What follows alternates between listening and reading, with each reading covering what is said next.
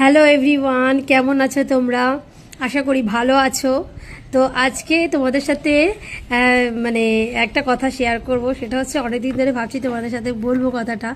সেটা হচ্ছে দেখো, মেয়েদের সবথেকে প্রিয় জিনিস কি? মেয়েদের সবথেকে প্রিয় জিনিস হচ্ছে শাড়ি আর গয়না, ঠিক আছে?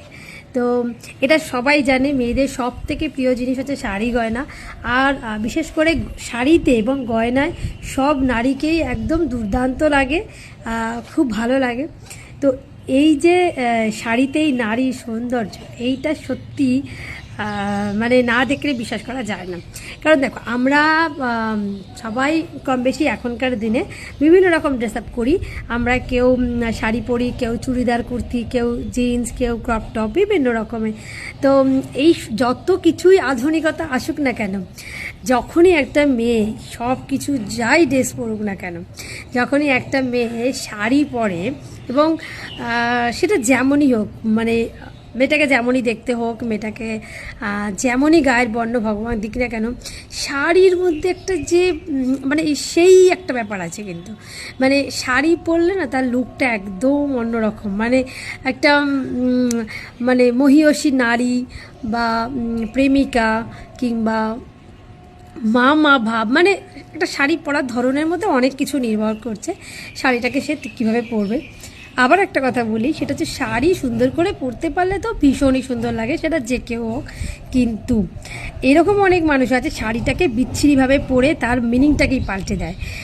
এমনিতে অনেকে বলে, দেখবে শাড়ির মতো সুন্দর ড্রেস যেমন হয় না, শাড়ির মতো বাজে ড্রেসও হয় না। আমি যদি বলি, কারণ শাড়ি যখন আমরা পরি, ব্লাউজের পেছন দিকটা ফাঁকা থাকে, সামনের দিকে গলাটা অনেকটা কাটা থাকে, তারপর আমাদের কি বলবো, পেটের দিকটা দেখা যায়, পিঠের পেছন দিকটা দেখা যায়, অনেক কিছুই দেখা যায়। কিন্তু তার মধ্যেও আমরা কিন্তু সুন্দর করে শাড়ি পরি। কিন্তু ব্যাপারটা হচ্ছে যে যখন আমরা চুড়িদার পরি, তখন কিন্তু দেখবে প্রপার খালি গলার এখানটাই ঢাকা, বাকি সবটাই ঢাকা, এইটুকু খোলা, বাকি সবটা ঢাকা। সেটা তো ডেফিনেটলি ভদ্রসভ্য। শার্ট পরে তার নিচে জিন্স পুরোটা পরলে সেটাও ভদ্র, সবই ভদ্র। কিন্তু শাড়িটাকে তুমি যেভাবে পরবে, তুমি বাজেভাবে মিন করে পরলে তোমাকে বাজে লাগবে, ভালোভাবে ভদ্রভাবে পরলে ভালো লাগবে। তো ভদ্রভাবে শাড়ি পরে অনেকেই পরে, তাদের তো ভীষণই ভালো লাগে। কিন্তু এখন মাঝে মাঝে এই যে বিয়ের ট্রেন্ডিং লুকগুলোকে দেখি, আর বিয়ের সময় শাড়ি পরাগুলোকে দেখি, এত বাজে লাগে। মানে যারাই মেকআপ আর্টিস্ট হয়, তারা মেকআপে আর খুশি নয়।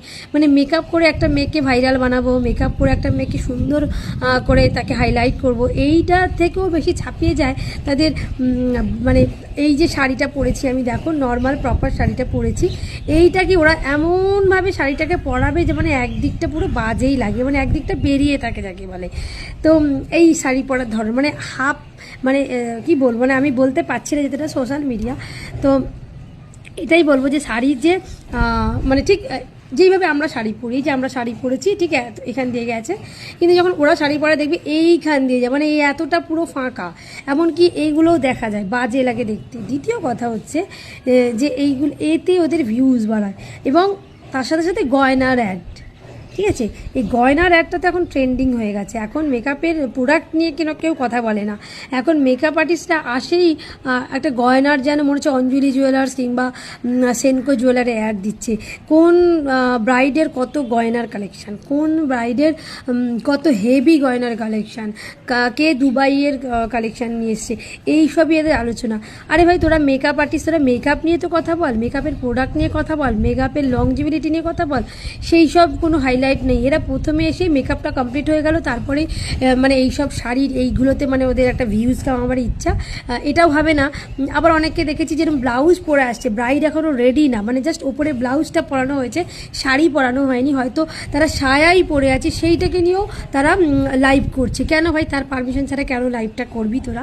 সে তো একটা মানে অকওয়ার্ড ফিল করতেই পারে না, এত সোশ্যাল মিডিয়া তোর এত ফলোয়ার্স রয়েছে, তা সে শুধু ব্লাউজ পরে সোশ্যাল মিডিয়া কেন আসবে? যদি আনতেই হয় তার পারমিশন নিয়ে আনা উচিত। আর অবভিয়াসলি তার ফুল গেট আপটা রেডি করো তারপরে।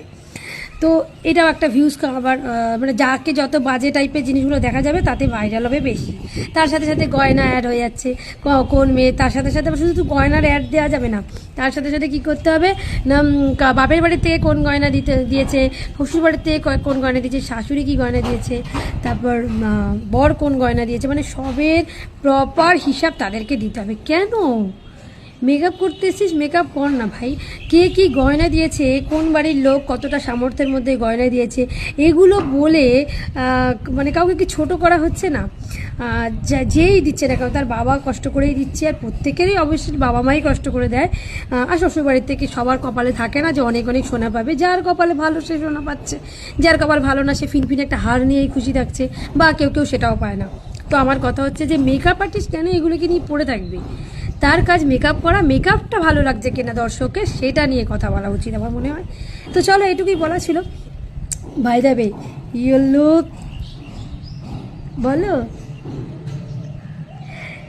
You look good in sari, কিছুদিন আগেই গেল, you looking gorgeous, you looking good in sari, এরকম যেসব প্রবাদগুলো সব ছিল, যাই হোক এইসব কথাগুলো আমার শুনে হাসি পাচ্ছে। তো যাই হোক, এতদিন পর আমি শাড়িটা পরেছি, তোমাদের কেমন লাগছে একটু অবশ্যই কমেন্ট করে জানিয়ে দিও। টাটা।